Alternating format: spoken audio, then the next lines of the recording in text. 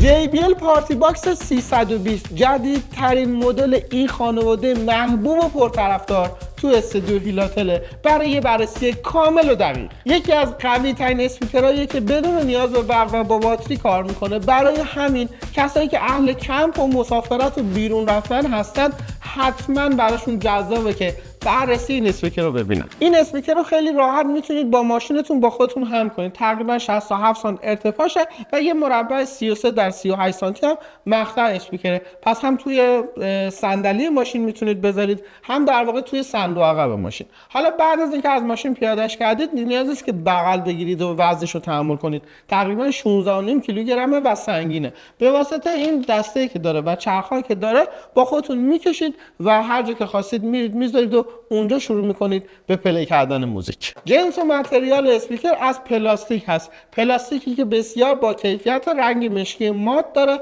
و تمام جزئیات JBL سعی کرده بهش دقت بکنه. از طراحی پشتی گرفته طراحی کنارها و این قسمت جلویی که این توری فلزی هم قراره که از درایورها محافظت بکنه، هم قراره که باعث بشه این رقص نور جذاب برای شما نشون داده بشه و در واقع یه جلوه خاصی به اسپیکر داده. شکل این توری فلزی ها معمولا حالت مثلثیه که این بار فرق کرده و شبیه خود این 8 JBL یا شبیه این حالت رقص نور تعبیه شده که یه مقدار این رقص نوری بیشتر به چشم شما میاد. بزرگ شدن لوگو JBL نسبت به نسل قبلیش یعنی پارتی باکس 310 نشونه جدیدیه که JBL تو همه مدل ها داره انجام میده و اما باید بریم سراغ پنل روی، جایی که تفاوت ها بیشتر شده نسبت به نسل قبل. 3 تا دکمه یا کلید رنگی میبینیم که دکمه هایی که میتونید باهاش افکت روی موزیک پخش بکنید. متاسفانه این اسپیکر رو دیگه نمیتونید به حالت افقی استفاده کنید، در حالی که توی نسل قبلی این ویژگی وجود داشت.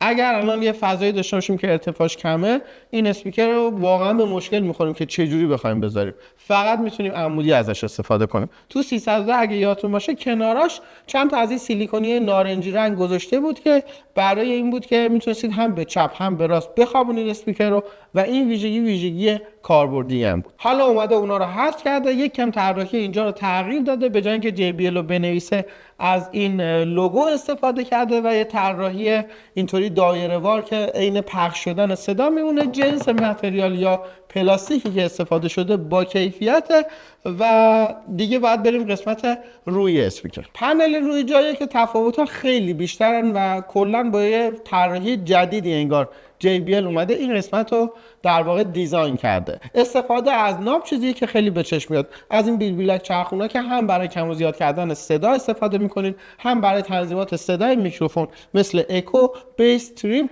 و حتی ولوم خود میکروفونی که بهش متصل میشه. خیلی به چشم میاد چون 4 تا کنار هم دیگه ردیف شدن، 2 تا هم برای رقص نور و در واقع ولوم اصلی دستگاه. خب این مهمترین تغییره. 3 تا کلید رنگی میبینیم که این رنگی‌ها برای افکت دادن یا پخش اون حالتهای دیجی هستن روی موزیک که به نظرم جذابتر شده این رنگی بودنشون. یکیشو یه تستی بکنیم. این افکت ها منظورم. غیر از این دیگه تفاوت مهم اینه که دکمه اتصال چند تا اسپیکر به هم که قبلا پشت اسپیکر بود و الان اومدن روی اسپیکر کار کردن. اسمش شده اوراکست و میتونید با اوراکست همه اسپیکرهای JBL که از این نسل پشتیبانی میکنن و به هم وصل بکنید. اصلا سایزشون مطرح نیست، از کوچک تا بزرگ گرفته. اون دکمه تغییر حالت یا مود یا اینپوت هم کلا از بین رفته که بین حالت بلوتوث و مثلا AUX و USB میتونستید تغییر حالت داشته باشید، کلا وجود نداره و طراحی رو متفاوت شده. تفاوت دیگه توی دسته هستش. شکل دسته و طراحی دسته متفاوت شده، به نظر من کمی بزرگتر شده. حسش اینه که توی قسمت‌های مختلف یعنی ارتفاع‌های مختلف دسته رو میتونید قفل بکنید، در حالی که تو نسل قبلی این قابلیت وجود نداشت و توی ارتفاع معینی خودش اتوماتیک قفل میشد. و یه قسمتی داریم برای قرار دادن گوشی یا تبلت که میتونید اونجا استند بکنید و وقتی دارید پلی میکنید اونجا تبلتتون حالت شو داشته باشه. حالا که شکل دکمه از حالت فشاری به این چرخونک ها تبدیل شده، احساسی که وقتی اینا رو میچرخونید دارید هم باید خوب باشه، با کیفیت باشه و تو مرور زمان هم خراب نشه. JBL از این نظر واقعا خوب عمل میکنه و وقتی من هر کدوم از این ناوا رو میچرخونم احساس خوبی دارم، خیلی روون و خیلی خوب میچرخه. از اون ور تنظیم کردنشون هم خیلی راحته و بیش از حد شل یا در واقع لغ نیستش که تنظیم کردنشون سخت بشه. دو تا توییتر 1 اینچی تو قسمت بالایی اسپیکر ما داریم و 2 تا ووفر که عمود به هم و زیر هم قرار گرفتن 6.5 اینچن که LED رقص نور هم دورشون تعبیه شده تو این قسمت قرار گرفتن. مجموعاً توان خروجی اسپیکر 240 واته و راجع به کیفیت صدا تقریبا باید بگم که همه چی عالیه و همه چی سر جای خودشه. صدا بسیار با کیفیت و جذاب شنیده میشه.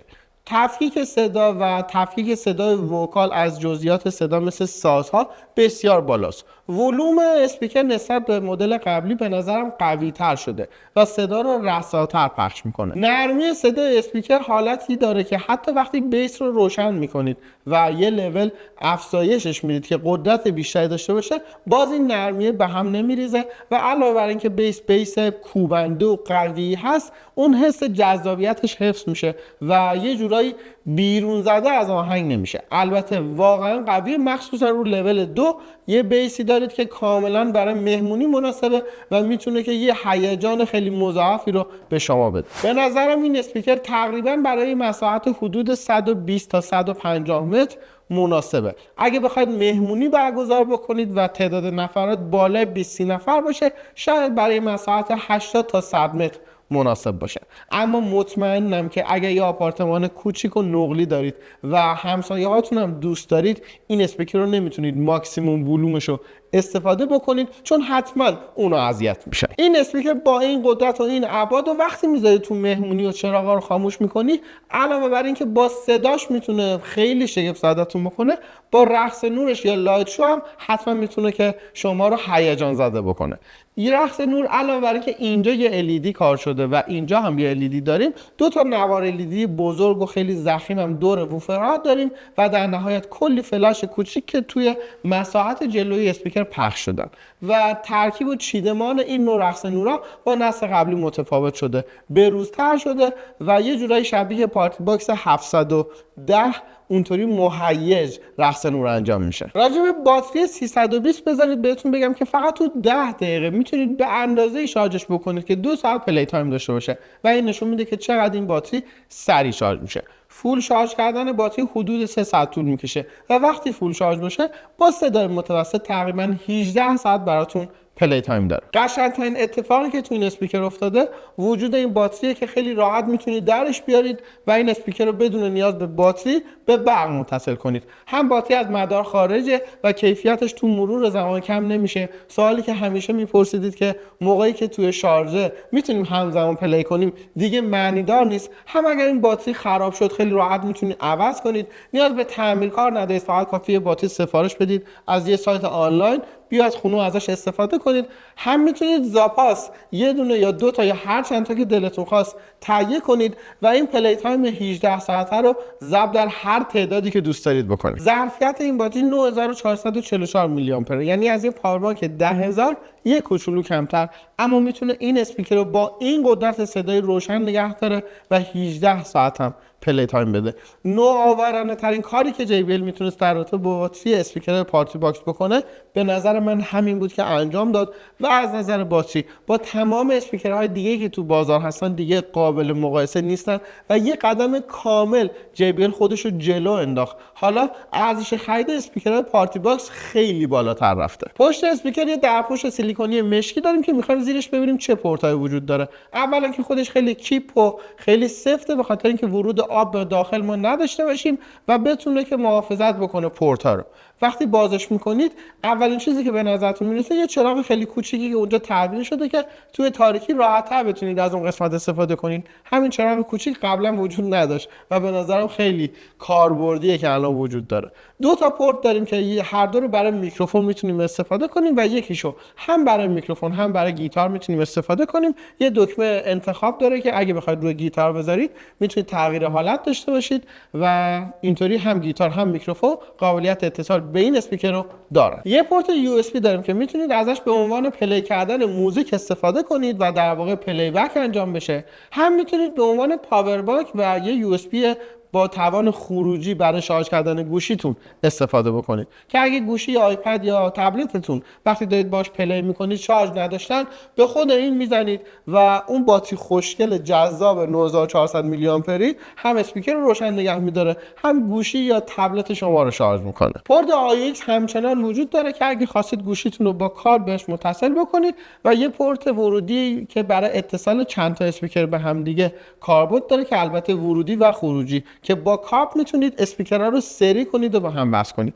یه پیچ تنظیم هم برای صدای گیتار وجود داره یا گین که میتونید ازش استفاده بکنید که صدای بهتری داشته باشید. و پورت پایینی هم که باز درپوش داره برای که آب بهش نفوذ نکنه، پورتی که کابل برق بهش متصل میشه و اینطوری میتونید اسپیکرتون رو شارژ کنید یا بدون باتری روشن نگه دارید. برای جابجایی اسپیکر و بلند کردن اسپیکر از این دسته اصلا استفاده نکنید. تو طراحی دسته خیلی محکم تو قسمت بالایی و یه جای دست مخفی بین دو تا چرخ زیر اسپیکر وجود داره که میتونید به این صورت اسپیکر رو بلند کنید. اپلیکیشن این مدل اسمش اصلا JBL پارتی باکسه.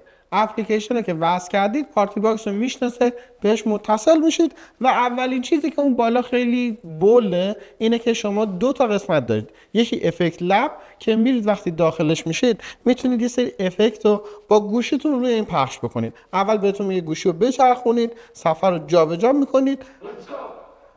Everybody put your hands in the air. هم افکت های اینطوری صوتی دارید هم یه سری افکت صدایی دارید که میتونید انتخاب بکنید و ازشون استفاده بکنید، در واقع پلی بکنید. تو قسمت لایت کنترل میتونید جز به جز و تکی خاموش و روشن بکنید. مثلا الان دو تا نوار بالایی رو دیدید تغییر حالتشو، یا اون سه تا فلش اون قسمت بالایی، یا اینکه فلش های رو کلش و این 8 بزرگه که اینجاست. حالا بذارید رنگش هم نشونتون بدم. الان رنگ آبی رو انتخاب کردم، الان رنگ نارنجی و الان رنگ صورتی رو انتخاب کردم. علاوه بر این میتونید که نوع رقص نور رو انتخاب کنید. الان لوپه، بذارید غیر از لوپ تریم رو امتحان کنیم. الان حالت تریمه. حالا باید ببینیم که کدوم رو بیشتر دوست داریم و اون رو انتخاب بکنیم. تو اپلیکیشن یکم میایم پایین‌تر، دو تا قسمت داریم. یکی تاپ پنل ستینگ که تنظیمات مربوط به پنل روی، یکم تنظیمات مربوط به صدا میکروفون که چون الان میکروفون متصل نیست میبینید خاموشه. میریم تو قسمت تاپ پنل ستینگ. نکته مهم اینه که شما میتونید کلیدها رو که برای افکت صدا هستن رو شخصی سازی کنید. میتونید انتخاب کنید که روی هر کلید چه صدای افکتی پخش بشه. روی هر اسپیکری خیلی مهمه که شما صدا رو بتونید شخصی سازی بکنی تا دلنشین‌تر بشه برات. پس قسمت اکولایزر تو اپلیکیشن خیلی اهمیت داره. چند تا مود دیفالت داره که میتونی بین اونا انتخاب بکنی، حتی مود ریلکسی، فیلم دیدن یا مودای مثل این.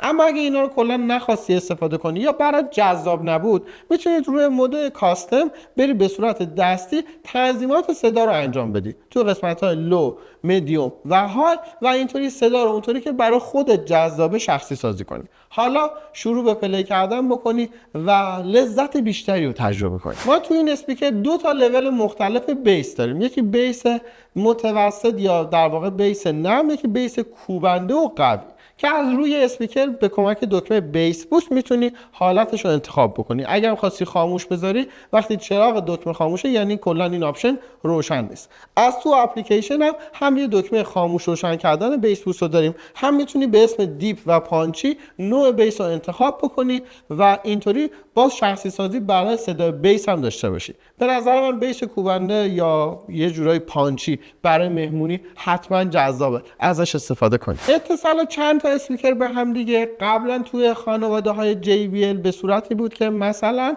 اسپیکرهای رومیزی به هم وصل می‌شدن، اسپیکرهای پارتی باکس به هم وصل می‌شدن و اسپیکرهای کوچیک مثل JBL گو و کلیپ هم کلا به هیچ مدلی وصل نمی‌شدن.